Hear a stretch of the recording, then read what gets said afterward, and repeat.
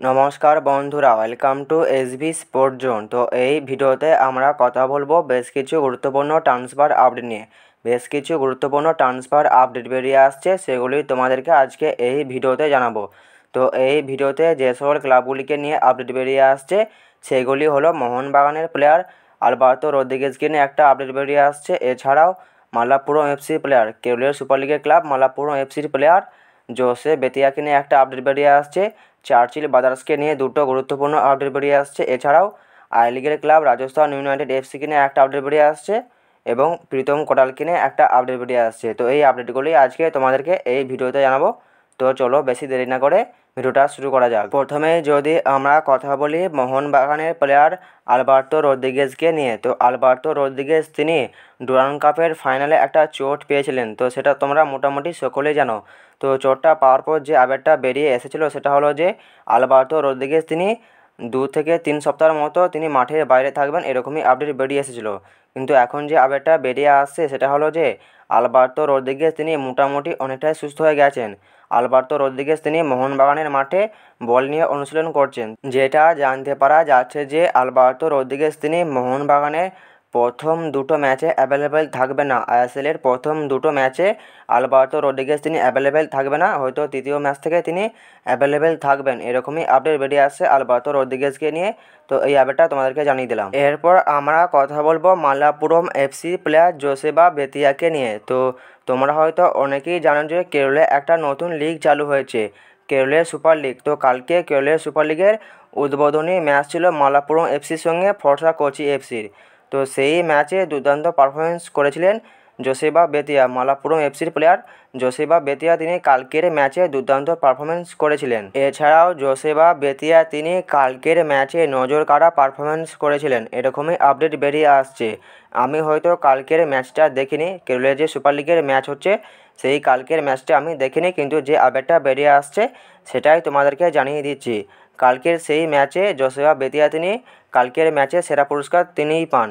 জোসেবা বেতিয়াকে নিয়ে এই আপডেটটা বেরিয়ে আসলো, এই আপডেটটা তোমাদেরকে জানিয়ে দিলাম। এরপর আমরা কথা বলবো চার্চিল ব্রাদার্সকে নিয়ে। তো চার্চিল ব্রাদার্সকে নিয়ে যে আপডেটটা বেরিয়ে আসছে সেটা হলো যে চার্চিল ব্রাদার্স সই করিয়ে নিল একটা সময় পাঞ্জাব এফসিতে খেলা স্ট্রাইকার কার্টিস। তো এই প্লেয়ারটিকে চার্চিল ব্রাদার্স তাদের দলে সই করিয়ে নিল।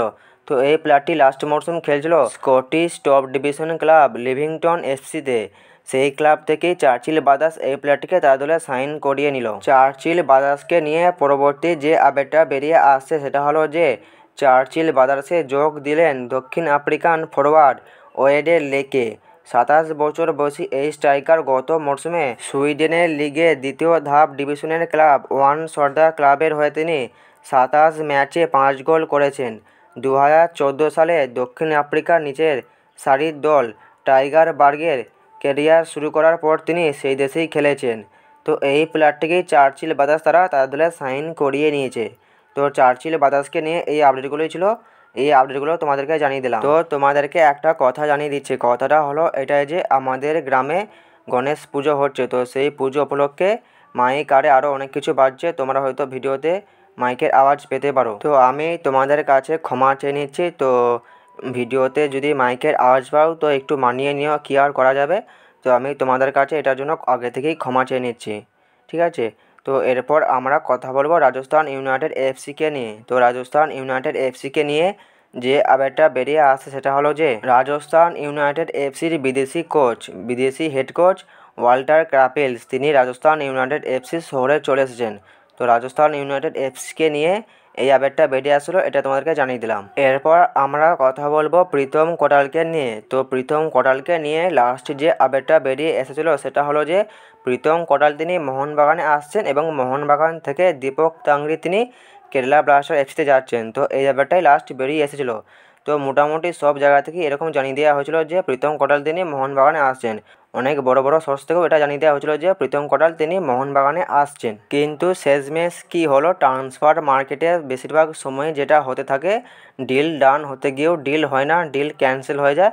তো সেরকমই একটা ব্যাপার ঘটেছে। ব্যাপারটা হলো এটাই যে মোহনবাগান ম্যানেজমেন্ট দ্বারা দীপক তাংরিকে ছাড়তে রাজি নয় এবং এছাড়াও কেরালা ব্লাস্টার এফসি তারাও কোনো ভালো প্লেয়ার না পেলে তারাও প্রীতম কোটালকে অন্য দলে দেবে না। তো ব্যাপারটা এখানেই শেষ হয়েছে। প্রীতম কোটাল তিনি কেরালা ব্লাস্টার এফসি অনুশীলনে যোগ দিয়েছেন। তিনি কেরালা ব্লাস্টার এফসি দলের সঙ্গে তিনি অনুশীলন করছেন। তো এখন হয়তো আর প্রীতম কোটালে মোহনবাগানে আসার কোনো সম্ভাবনা নাই।